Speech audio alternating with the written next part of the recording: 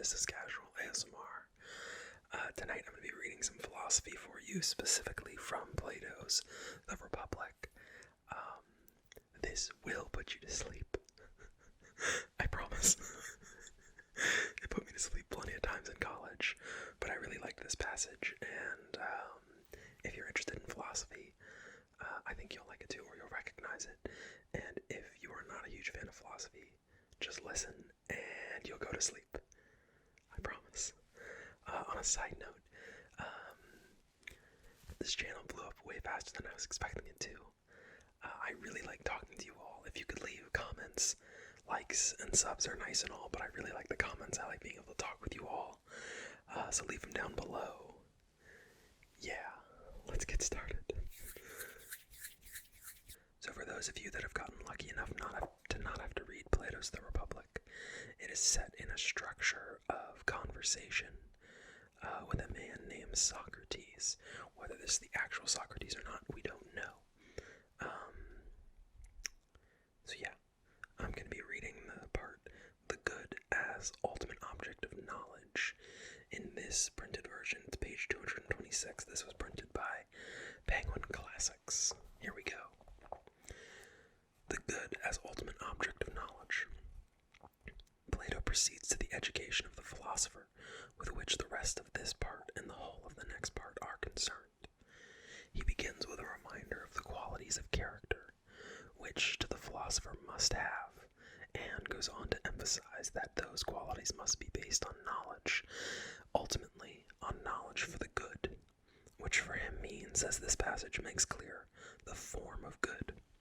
After dismissing briefly the views of those who believe the good is pleasure or knowledge, Socrates refuses to give a direct statement of his own view of it, and instead offers to describe it in a simile.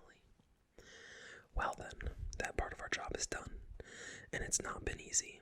We must now go on to the next, and ask about the studies and pursuits which will produce these saviors of our society. What are they to learn, and at what age are they to learn it? Yes, that's our next question. I didn't really gain anything, I said, by being clever and putting off the difficulties about the possession of women, the production of children, and the establishment of rulers till later. I know that my true society would give offense and be difficult to realize, but I have had to describe it all the same.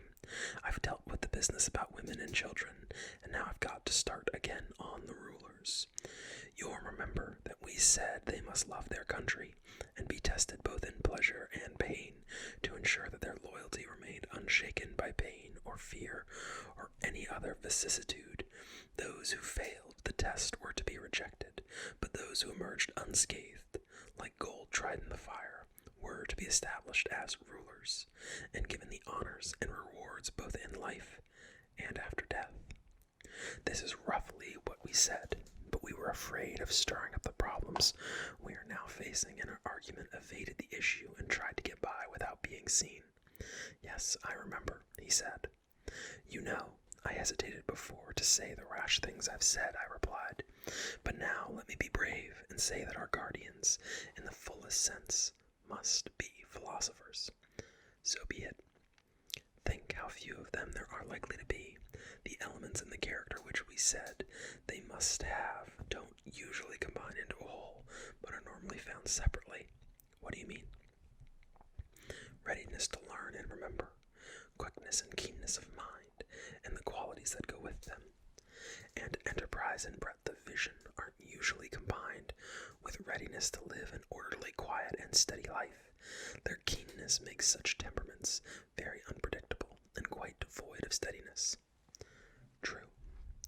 And again, steady, consistent character, on whom you can rely, and who are unmoved by fear and war, are equally unmoved by instruction.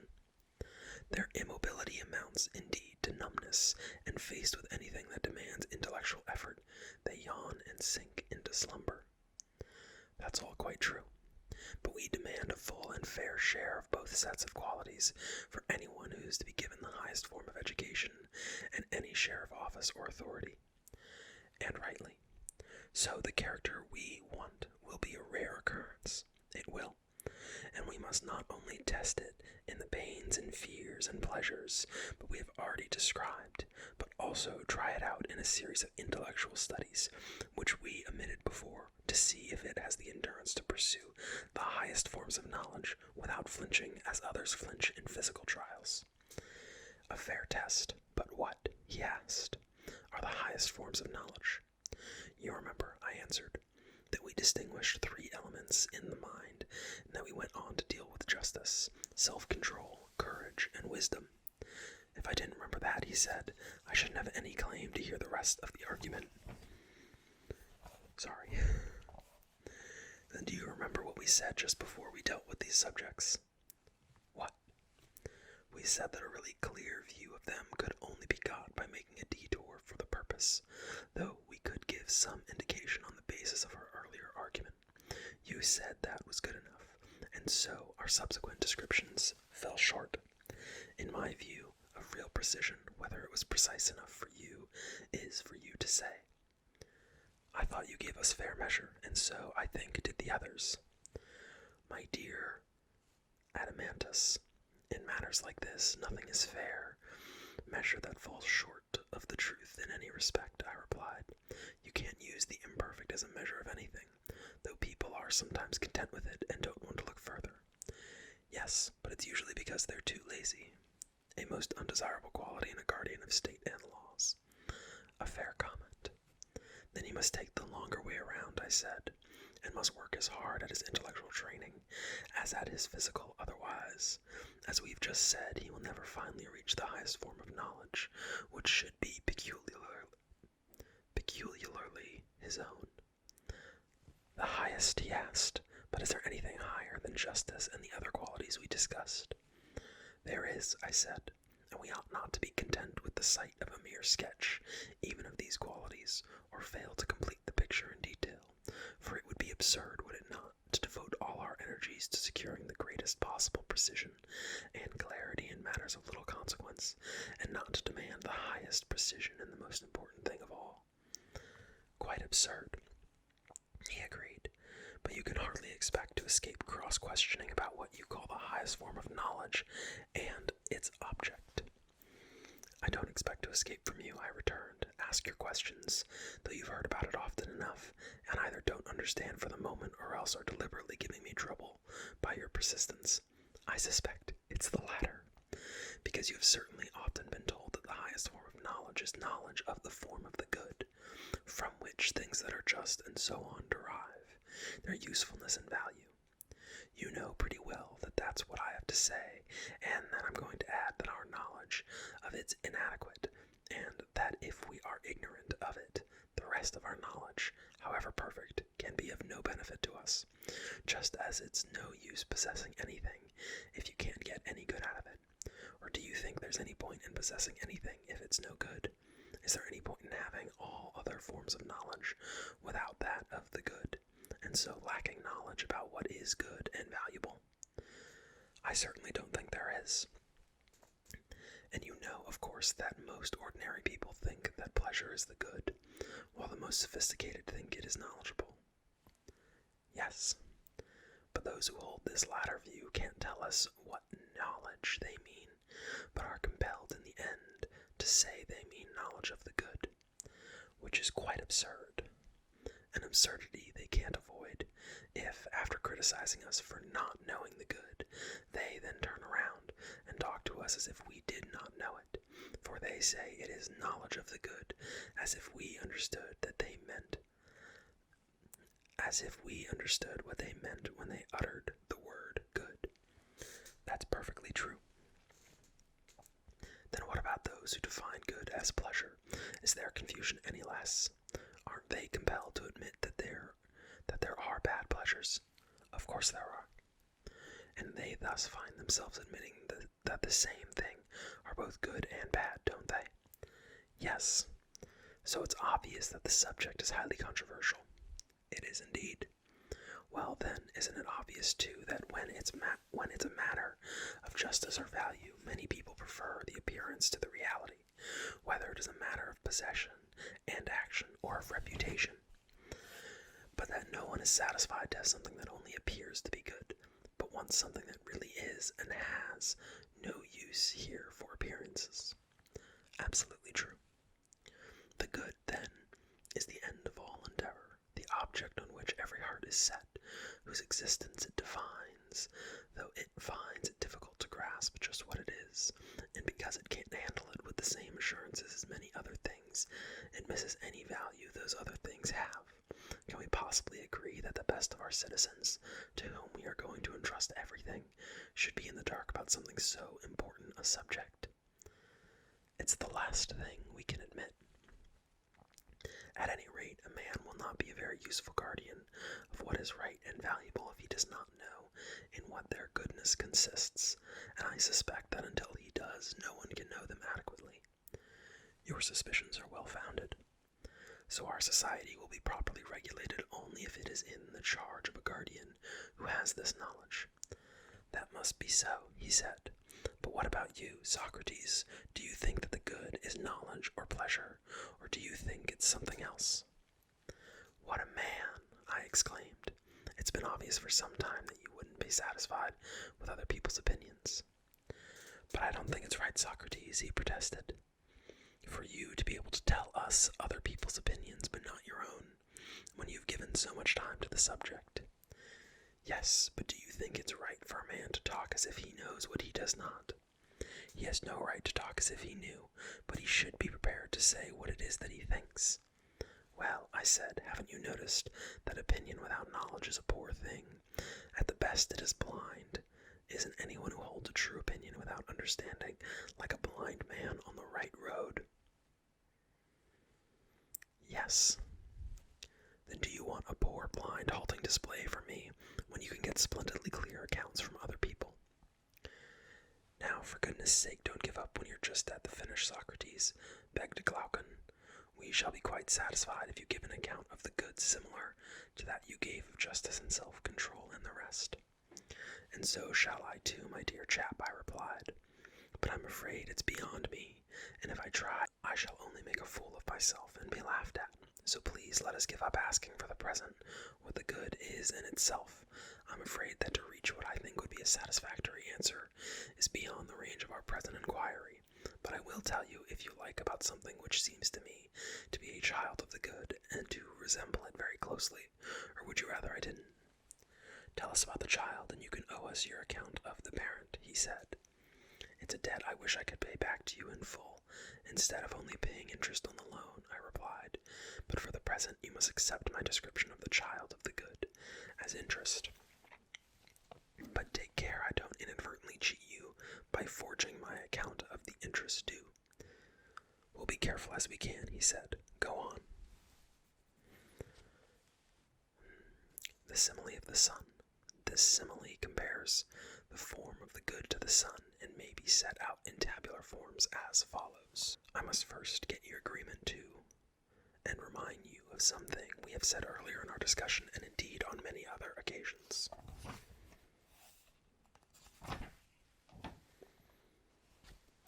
What is it? He asked. I replied, we say that there are many particular things that are beautiful, and many that are good, and so on, and distinguish between them in our account. Yes, we do. And we go on to speak of beauty in itself, and goodness in itself, and so on, for all the sets of particular things which we have regarded as many, and we proceed to posit, by contrast, a single form, which is unique in each case, and call it what really is each thing. That is so. And we say that the particulars are objects of sight, but not of intelligence, while the forms are the objects of intelligence, but not of sight. Certainly. And with what part of ourselves do we see what we see? With our sight. And we hear with our hearing, and so on with the other senses and their objects. Of course.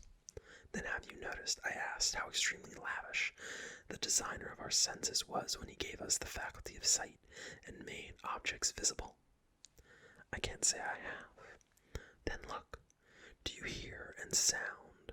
Do hearing and sound need something of another kind in addition to themselves to enable the ear to hear and the sound to be heard, some third element without which the one cannot hear or the other be heard? No. And And the same is true of most, I might say all the other senses. Or can you think of any that needs anything of the kind? No, I cannot. But haven't you noticed that sight and the visible do need one? How? If the eyes have the power of sight, and its possessor tries to use this power, and if objects have color, yet you know he will see nothing, and the colors will remain invisible, unless a third element is present, which is specifically and naturally adapted for the purpose. What is that? He asked. What you call light, I answered. True. Then the sense of sight and the visibility of objects are yoked, by a yoke a long way more precious than any other. That is, if light is a precious thing, which it most certainly is. Which then of the heavenly bodies do you regard as responsible for this? Whose light would you say it is that makes our eyes see and objects be seen most perfectly? I should say the same as you or anyone else. You mean the sun, of course. Then is sight related to its divine source as follows? How? The sun is not identical with sight, nor with what we call the eye in which sight resides. No. Yet of all sense organs, the eye is the most sun-like. Much the most. So the eye's power of sight is a kind of infusion dispensed to it by the sun. Yes.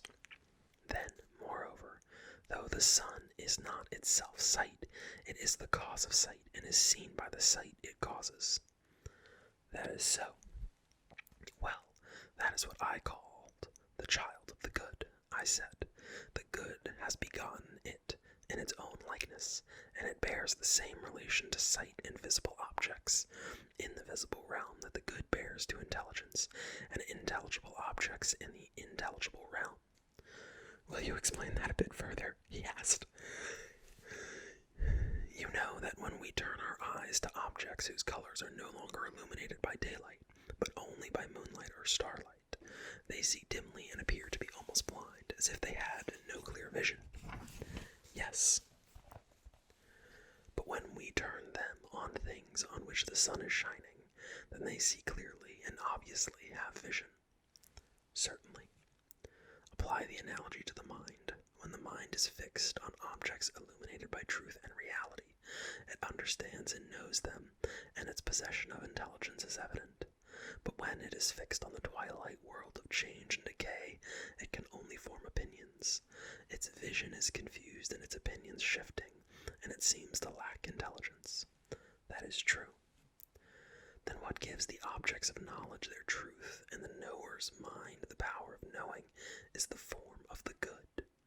It is the cause of knowledge and truth, and you'll be right to think of it as being itself known, and yet as being something other than, and even more splendid than, knowledge and truth, splendid as they are, and just as it was right to think of light and sight as being like the sun, but wrong to think of them as being the sun itself, so here again it is right to think of knowledge and truth as being like the good, but wrong to think of either of them as being the good, whose position must be ranked still higher.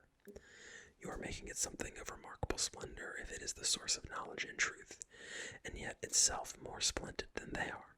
For I suppose you can't mean it to be pleasure, he asked. A monstrous suggestion, I replied. Let us pursue our analogy further. Go on.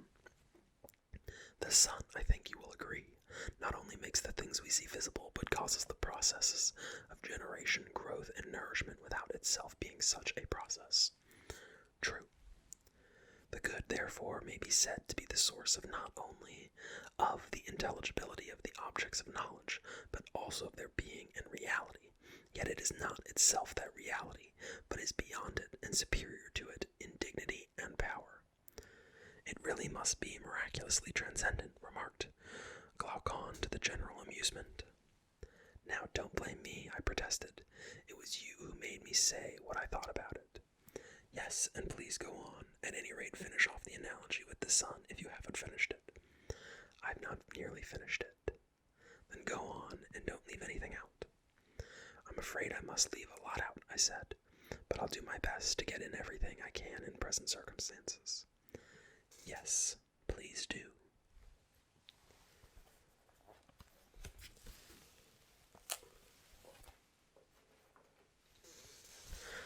And that is Plato's small section on the good, and the purpose of knowledge is to serve the good that he will go on to describe in the next segment. The really important part of this to me, well, is a few things. One, what we seek knowledge for, specifically that we seek knowledge, or that we should seek knowledge in order to do the most good that we can, whatever that good is, and that knowledge for the sake of knowledge, or pleasure for the sake of pleasure, or anything else doesn't really serve a purpose, but instead is kind of middling and just is what it is, but doesn't actually help in any way. So when I try to reach new types of knowledge, I try to do them for good. And this is one way that I think I'm going to be expressing that. Probably once a month or so, I'm going to be reading some type of passage. I did it earlier. I did the MLK passage, a letter from Birmingham jail. And even though it doesn't do great on my channel, I think this is how I'm going to try to pay that forward. If I can even help one person get more interested in the topics I'm going to be talking about, then I think I'll have done my part. And I hope that will have made Plato proud at least a little bit, even though it's presumptuous to think he would even care. Anyways, the next part that's really important to me is when Plato talks about sharing your opinions without knowledge in and of itself. I think that the age of the internet has allowed each of us as individuals to feel like we know more than we necessarily do, because we can read an article or an excerpt of some such and then proclaim to have a good understanding of whatever's going on. And while we might have an equivalent understanding of what I would probably say a well-educated high schooler who then read that for the first time, our knowledge base is not nearly wide enough to understand the more complex issues that happen in both our society and our world at large. And we should try to hold back on our opinion on some of those things until we are further educated, or we should try to become more educated with others while sharing our opinions with those who are also trying to become more educated. It's one thing to share your opinion in a group that is trying to learn together, and it's another thing to share your opinion as fact when you are not anywhere near the highest level of authority on the subject. And I've seen some issues with that on social media, in the news even, with some of our political leaders in my country, the United States, and others. And, yeah, so that passage was important to me. If you stayed along all this way, I appreciate it. I'm pretty sure you're already asleep by now if you did. Because if you don't go to sleep the first time you read or hear The Republic, then I'm going to have to move on to some Heigl. And if that doesn't knock you out, then you are probably a clinic insomniac. And as much as I would like to help